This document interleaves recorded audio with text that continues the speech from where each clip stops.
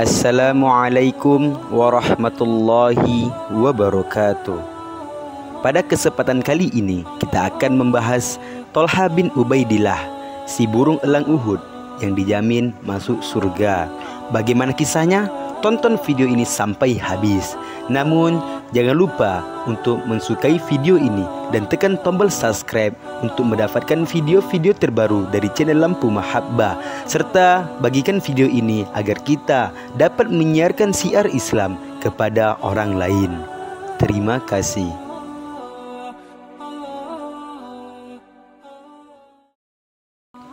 Salah satu sahabat Rasulullah Sallallahu Alaihi Wasallam yang terkenal dengan perjuangannya melawan musuh Allah adalah Thalha bin Ubaidillah.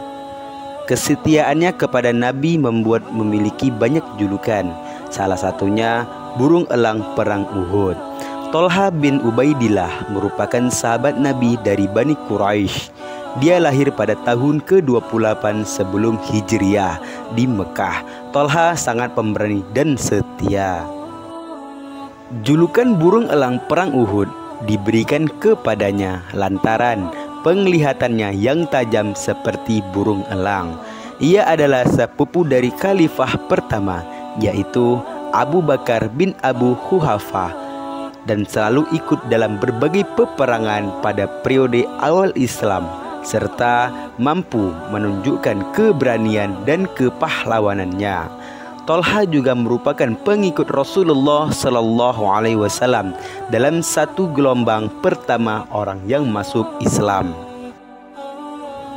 Awalnya sebelum masuk Islam, Thalha mengetahui sosok Rasulullah dari seorang pendeta di wilayah Basrah.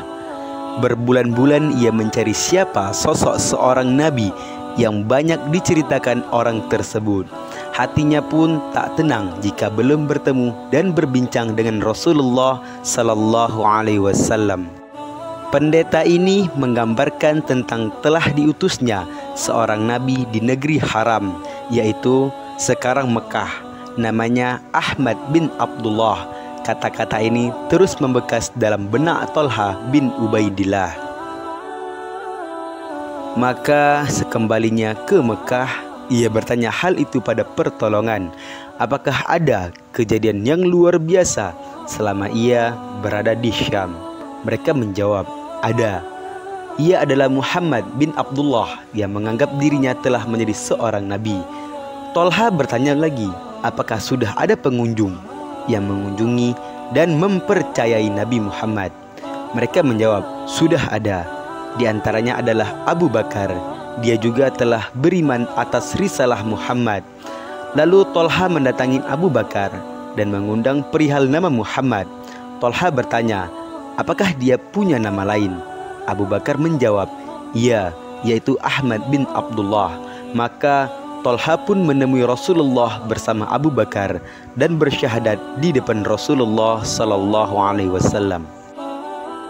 Semasa hidupnya, Rasulullah Sallallahu Alaihi Wasallam memberikan banyak gelar padanya karena keistimewaan yang dimiliki Thalha, yaitu Thalha al-Khair atau Thalha yang baik, Thalha al-Fayad, yaitu Thalha yang murah hati, dan Thalha al-Jud, yaitu Thalha yang dermawan.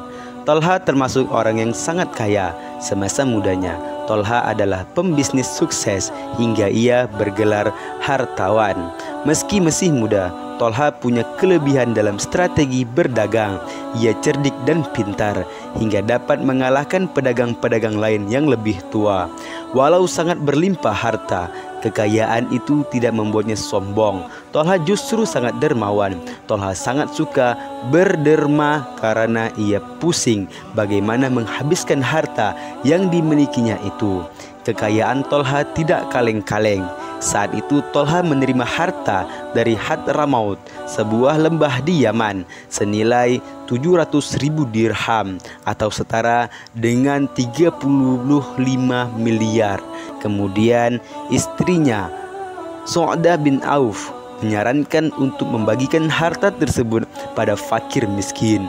Menyetujui saran istrinya, Thalha pun membagikan hartanya hingga tak bersisa sedikit pun.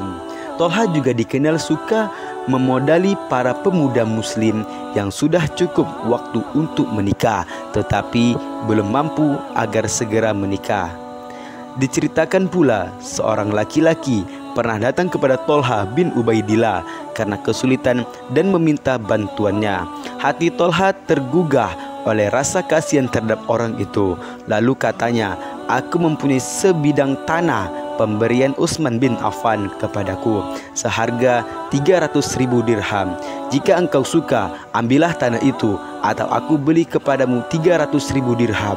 Kata orang itu, "Biarlah aku terima uangnya saja." Tolha lalu memberikan kepadanya uang sejumlah 300.000 dirham.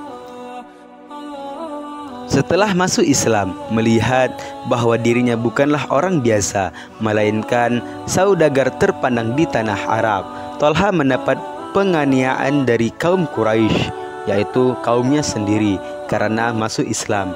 Kemudian Naufal bin Khuwailid yang mendapatkan julukan singa Quraisy melindunginya dan membuat Tolha lebih leluasa menjadi seorang muslim. Mengikuti ajaran yang dibawa Rasulullah, Tolha tidak pernah absen membela kebenaran. Ia selalu berada di samping Rasulullah. Satu-satunya hari di mana ia absen memerangi kaum musyrik adalah saat perang Badar, saat ia harus memenuhi tugas ke Madinah bersama Sa'id bin Zaid.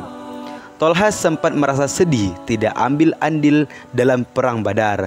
Namun Rasulullah mengingatkan Tolha bahwa pahala yang didapatkannya sama dengan mereka yang berperang karena ia berdiri di jalan Islam.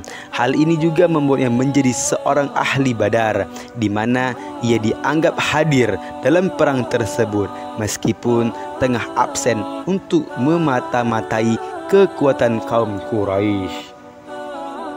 Panggung yang membesarkan namanya adalah ketika perang Uhud dimulai. Peperangan kejam atas kaum muslimin dan kaum Quraisy tersebut hampir menggores luka parah pada diri Rasulullah. Formasi kaum muslimin yang tergoncang akibat harta jarahan membuatnya berusaha untuk melindungi Rasulullah dengan segenap kekuatannya yang tersisa.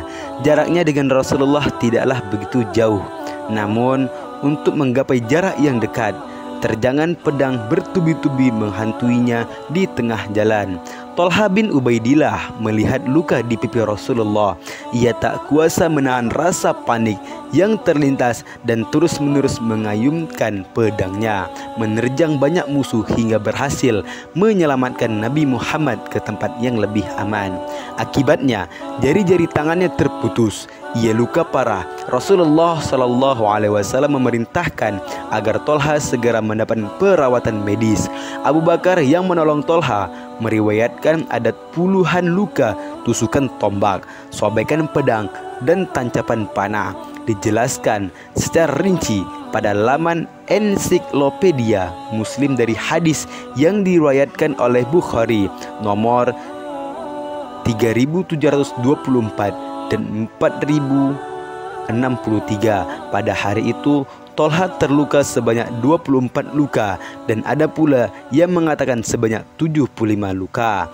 Atas keriduannya dalam melindungi Rasulullah dan telah berani mengadang musuh di jalan Allah, Tolha menjadi satu dari 10 sahabat Nabi Muhammad yang dijanjikan Allah untuk masuk surga setelah Rasulullah SAW menyebut nama Ali bin Abi Thalib sebagai ahli surga sebelum dirinya. Tolha syahid pada usia 60 tahun dalam berita perang Jamal. Wafatnya terjadi waktu pertempuran Al-Jamal. Tolha di pihak lain bertemu dengan Ali bin Abi Thalib dan Ali memperingatkan agar ia mundur ke barisan paling belakang. Sebuah panah mengenai betisnya, maka dia segera dipindahkan ke Basrah dan tak berapa lama kemudian ia wafat karena lukanya yang cukup dalam. Rasulullah pernah berkata kepada para sahabat, orang ini termasuk yang gugur, dan barang siapa senang melihat seorang syahid berjalan di atas bumi, maka lihatlah Tolha. Hal itu juga dikatakan Allah dalam firman-Nya.